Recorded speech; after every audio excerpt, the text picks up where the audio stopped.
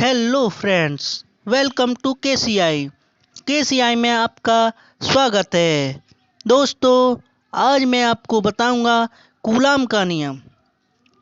ये कूलाम का नियम 12th क्लास के यूपी बोर्ड के 12th क्लास के पहले ही पार्ट का टॉपिक है और ये बहुत ही इम्पोर्टेंट होता है। ये इस साल भी बहुत ही इम्पोर्टेंट रहेगा, जिससे ये आपका आता है 5 नंबर में, 4 नंबर में आता है और ये आपका बहुत ही ज़्यादा इम्पोर्टेंट है।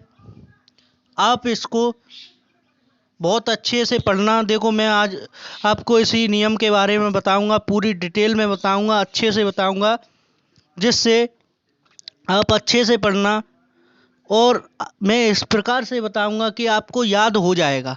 चलो फिर शुरू करते हैं। देखो, कूलाम का नियम,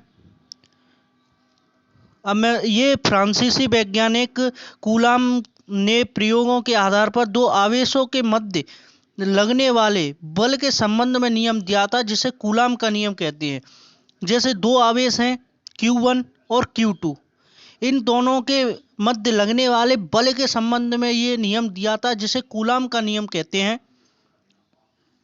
ये देखो, ये Q1 है और ये Q2 है, तो इन दोनों के बीच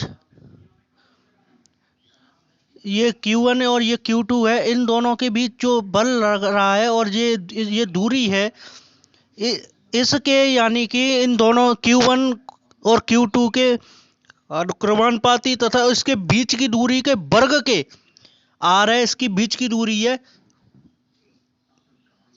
इसके वर्ग के व्युत्क्रमानुपाती होता है। अब मैं डिटेल में कूलाम का नियम बताता हूँ। सन 1785 ईस्वी में फ्रांसीसी वैज्ञानिक चार्ल्स ऑगस्टिन डे कूलाम ने प्रायोगिक परीक्षणों से प्राप्त निष्कर्षों के आधार पर दो बिंदु आवेशों के मध्य कार्यरत वैद्युत बल के संदर्भ में एक नियम प्रतिपादित किया, जिसे कूलाम का नियम कहते हैं। इस नियम का पृथक्करण निम्न प्रकार है। अब इस नियम कैसे है, अब ये मैं आपको अब बताऊंगा। ये तो उनका जो उन्होंने कैसे कैसे किया वो हो गया। अब है नियम, किन्हीं दो स्थिर बिंदु आवेशों के मध्य अन्योन क्रिया के कारण वैद्युत बल आवेशों के परिणामों के गुणनफल के अनुक्रमानुपाती तथा उसके बीच की दूरी के व्युत्क्रमानुपाती होता है और सजातीय आवेशों के मध्य प्रतिकर्षण होता है और विजातीय आवेशों के मध्य आकर्षण होता है। अब सजातीय जैसे समान आवेशों के मध्य प्लस के मध्य प्रतिकर्षण होगा और प्लस और माइनस के मध्य आकर्षण होगा। और इसमें ये देखो, यहाँ दिया है माइनस और माइनस के मध्य आपका प्रतिकर्षण हो रहा है और प्लस और माइनस के मध्य इसमें आकर्षण हो रहा है। ठीक है फ्रेंड्स। अब इसमें Q1 Q2 दो बिंदु आवेश हैं, जिनकी दूरी r दूरी पर ये दोनों स्थित हैं। इनके मध्य वैद्युत बल कार्यरत है। अब देखो, इसमें सजाती और ये विजाती, देखो ये है, और इनमें प्रतिकर्षण हो रहा है और इनमें आकर्षण हो रहा है। और इसमें इसका जो कूलाम का नियम का सूत्र होता है, ए प्रोपोर्शनल Q1 इंटू Q2 बट्टे R² होता है आपका। अब ये है बिंदु आवेश, Q1 तथा Q2 ये आपके बिंदु आवेश है। इन दोनों के बीच की दूरी R है, ये R दूरी पर स्थित है। अब यहाँ इनका F proportional Q1 into Q2 बट्टे R², और प्रोपोर्शनल हटाएंगे तो इसमें K आ जाएगा और K का मान होता है K बराबर 1/4 पाई एप्सिलॉन 0। K का मान होता है 1/4 पाई एप्सिलॉन 0। इससे एप्सिलॉन नॉट भी कहते हैं। ठीक है। अब ये है एप्सिलॉन नॉट का मान होता है, ये 1/4 पाई एप्सिलॉन 0 का मान होता है 9 गुणा 10⁻9। ठीक है। अब है जहाँ K एक नियतांक है, जिसे परावैद्युतांक कहते हैं। यहाँ के क्या है, एक नियतांक है जिसे परावैद्युतांक कहते हैं। इसका मान 1/4πε0 होता है। इसका मात्रक न्यूटन मीटर स्क्वायर प्रति कूलाम स्क्वायर होता है। तो अब कूलाम के नियम का सूत्र, दो स्थिर आवेशों के मध्य लगने वाले बल दोनों आवेशों की मात्राओं के गुणनफल के अनुक्रमानुपाती तथा उसके बीच की दूरी के व्युत्क्रमानुपाती होता है। ये कूलाम का नियम है। दो बिंदु आवेशों के बीच लगने वाले बल तथा उनकी मात्राओं के गुणनफल के अनुक्रमानुपाती तथा बीच की दूरी के व्युत्क्रमानुपाती होता है। अब है निर्वात में विद्युतशीलता। इसको वायु अथवा निर्वात में विद्युतशीलता भी कहते हैं। इसका मान 8.85 गुणा 10⁻12 होता है तथा इसका मात्रक कूलाम स्क्वायर प्रति न्यूटन मीटर स्क्वायर होता है। इसका विमीय सूत्र m/-1 l/-3 t/4 और a स्क्वायर है। इसे एप्सिलॉन नॉट भी कहते हैं। अब है परावैद्युत माध्यम की विद्युतशीलता। इसको परावैद्युत माध्यम की विद्युतशीलता भी कहते हैं। इसको एप्सिलॉन नाम से जानते हैं। तो समीकरण 1 अब ये है आपका। अब देखो,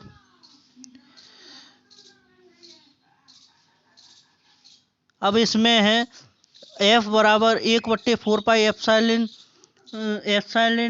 और Q1 Q2/r²। समीकरण 2 हो गया, वो समीकरण 1 था। अब समीकरण 1 बाद एक दोनों की इनकी तुलना करेंगे, इन दोनों की तुलना करेंगे हम। तो 1/4π, अब इससे आपका 1/4π एप्सिलॉन 1/4π से 1/4π आपका कट जाएगा। Q1 से Q1 इंटू Q2 से Q1 इंटू Q2 से ये दोनों कट जाएंगे। आपका बचेगा K बचेगा और एप्सिलॉन 0 बचेगा और इधर एप्सिलॉन बचेगा। तो आपका हो जाएगा K बराबर हो जाएगा ε/ε0। अब है परावैद्युतांक की परिभाषा। अब परिभाषा है, अतः परावैद्युत माध्यम की विद्युतशीलता एप्सिलॉन तथा वायु या निर्वात में विद्युतशीलता एप्सिलॉन 0 के अनुपात को परावैद्युतांक कहते हैं। अब मैं अपनी भाषा में आपको बताता हूँ। माध्यम में विद्युतशीलता तथा निर्वात में विद्युतशीलता के अनुपात को ही परावैद्युतांक कहते हैं। माध्यम में विद्युतशीलता तथा निर्वात में विद्युतशीलता के अनुपात को परावैद्युतांक K कहते हैं। अब परावैद्युत K का मान है आपका 1/4πε0। K का मान 1/4πε0 है। चलो, अब मैं आपका अब है आकर्षण तथा प्रतिकर्षण की परिभाषा। आकर्षण तथा प्रतिकर्षण की परिभाषा।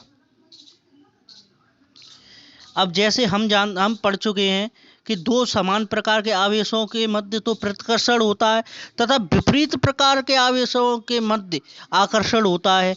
इससे यह ज्ञात होता है कि आवेशों के बीच एक बल कार्यरत करता है जिसे विद्युत बल कहते हैं।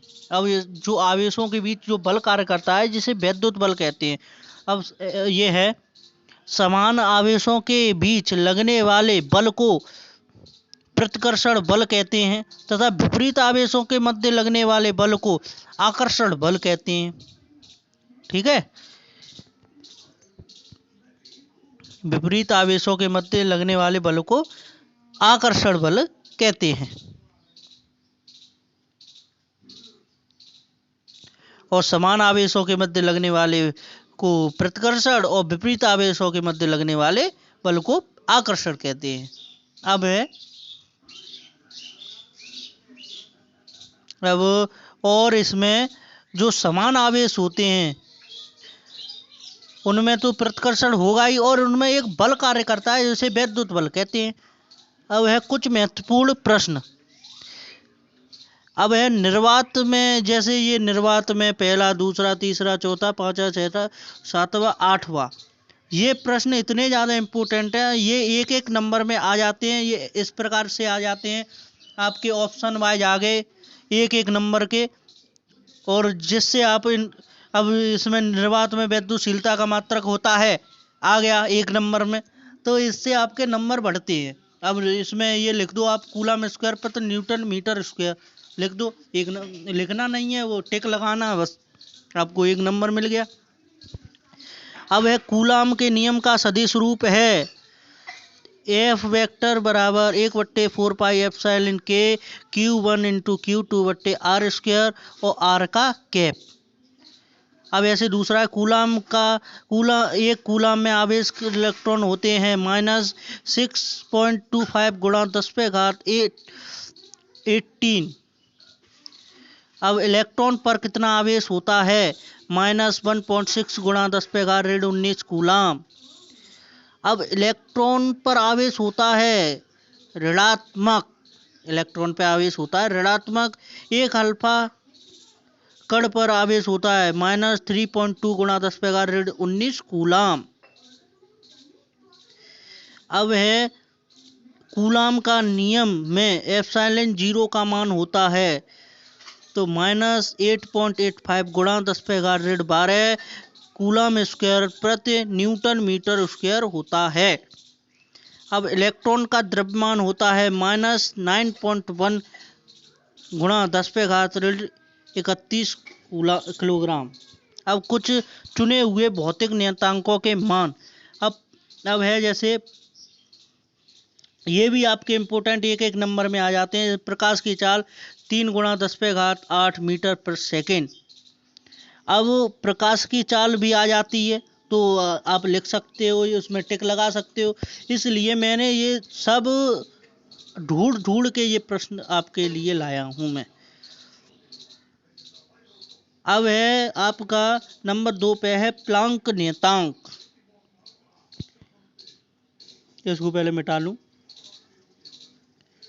अब है प्लांक नियतांक। प्लांक नियतांक H बराबर आपका होता है 6.67 × 10⁻34 जूल सेकंड। जूल सेकंड है। और अब आपका है नंबर 3 पे है मूल आवेश। क्या होता है मूल आवेश पर, क्या होता है 1.6 × 10⁻19 कूलम। प्रोटॉन का आवेश होता है, ये होता है धनात्मक 1.6 × 10⁻19 कूलम। इलेक्ट्रॉन पर आवेश होता है, ये आपका होता है ऋणात्मक -1.6 × 10⁻19 कूलम। और इलेक्ट्रॉन का द्रव्यमान आपका होता है 9.1 × 10⁻31 कूलम। मुझे आशा है आपको कूलम का नियम अच्छी तरह समझ आया होगा।